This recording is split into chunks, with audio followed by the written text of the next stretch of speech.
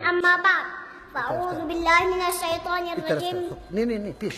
بسم الله الرحمن الرحيم. قال الله تبارك وتعالى في القرآن المجيد والفرقان الحميد: يا أيها الذين آمنوا كتب عليكم الصيام كما كتب على الذين من قبلكم لعلكم تتقون. الحديث عن سهل بن سعد رضي الله عنه قال رسول الله صلى الله عليه وسلم: في الجنة 8 أبواب منها باب يسمى ريان لا يدخله إلا الصائمون. متفق عليه. إن الله وملائكته يصلون على النبي يا أيها الذين آمنوا صلوا عليه وسلموا تسليما. اللهم صل على سيدنا محمد وبارك وسلم. رب اشرح لي صدري ويسر لي أمري واحلل عقدة من لساني يفقهوا قولي. رب زدني علما.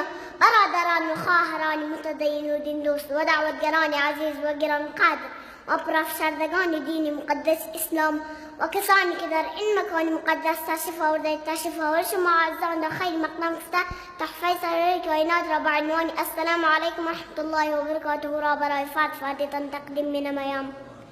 در قدم اول من میخواهم چند دقایق که مدعاهای شما را گرفته اظهار ما فی الضمیر نمایم.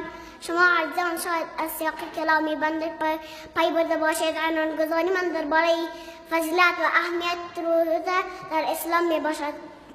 قبلا آیت را که برایتان تلاوت کردم الان به ترجمه و تفسیر آن می پردازم.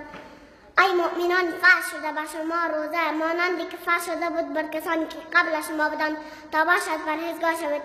حضرت سهل بن سعد رضی الله عنه می فرماید که رسول الله صلی الله علیه و سلم فرمود: جنات 8 دروازه دارد که یکی از آن را باب الریان گفته می شود که مختص است خاص برای روزه‌داران که با آن دروازه فقط روزه‌داران داخل می شود.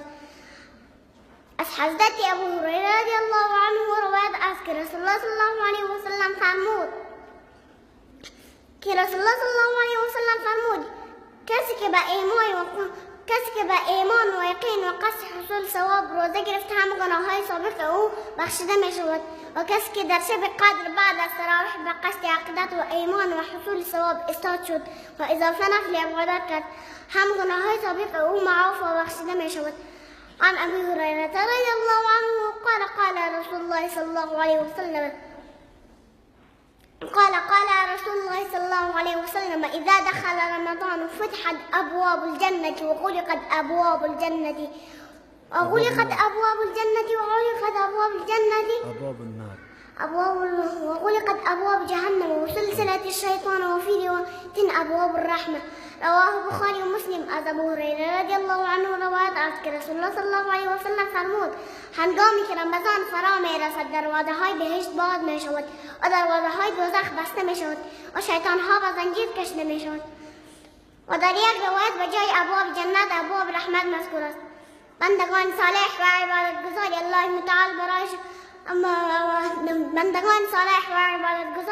متعال در ماه رمضان مشغول طاعت و حسنات می شوند. آنها روز را روزه گرفته و با ذکر الله تلاوت و سپری می کند و به شیمین قسمت شبها را در تراویح تهجد و دعا به سر می برد.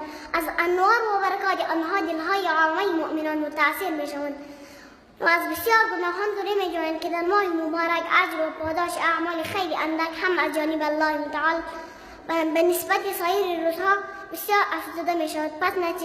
پس نتیجه تمام این امور چنین خواهد بود که دروازه‌های بهشت برای آنها باز می شود و دروازه‌های دوزخ بسته می شود. رسول الله صلی الله علیه و سلم فرمود: یعنی بسیار روزه‌داری است که از روزه خود به غیر گرسنگی فایده به دست نخواهد آورد و بسیار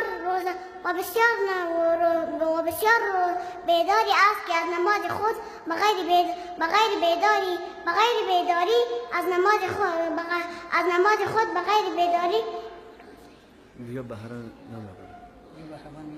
بهره‌وان نیست. التماس دعا دارم که من یک دعوتگر بزرگ شوم در جهان و اظهار سپاس و امتنان نمایم که بنده را کمکی به پایان نمودند و از برکای الله متعال برایشان از مزید و موفقیت کامگار خواهند. أقول قولي هذا، استغفر الله لي ولكم ولسائر المسلمين واستغفروه إنه هو الغفور الرحيم. ربنا إننا آمنا فاغفر لنا ذنوبنا وقنا عذاب النار برحمتك يا رب. درس دین است شیرین و دل نشین.